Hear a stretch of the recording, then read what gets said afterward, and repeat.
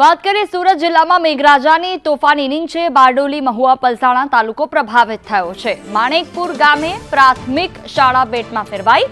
માણેકપુર ગામે સ્કૂલમાં ઘૂંટણસમાં પાણી ભરાયા છે। સ્કૂલમાં પાણી ભરાઈ જતા શાળાઓમાં પણ રજા આપી દેવામાં આવી છે। આ પાણી ક્યારે ઓસરશે તેને લઈને તંત્ર દ્વારા કોઈ જવાબદારી નથી લેવામાં આવતી, ના કોઈ જવાબ આપવામાં આવે છે। બારડોલી પંથકમાં છેલ્લા 3 દિવસથી સાંબેલાધાર વરસાદ વરસી રહ્યો છે।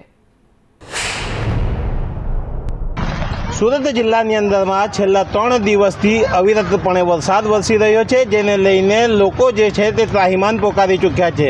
વાત કરીશું બારડોલી તાલુકાની, તો બારડોલી તાલુકાના માણેકપુર ગામે આવેલી જિલ્લા પંચાયત પ્રાથમિક શાળાની અંદરમાં વરસાદી પાણી ભરાવાના કારણે આજે શિક્ષણ કાર્ય ખોરવાયું છે। આપને સીધા દ્રશ્યો બતાવવા માંગીશ કે આ દ્રશ્યો છે બારડોલી તાલુકાના માણેકપુર ગામની પ્રાથમિક શાળાના, કે જ્યાં આજે વહેલી સવારે ધોધમાર વરસાદના કારણે જે વરસાદી પાણી છે શાળાની અંદરમાં ભરાઈ ચૂક્યા છે, જેથી લઈને જે બાળકો છે એ બાળકોનું શિક્ષણ કાર્ય આજે ખોરવાયું છે।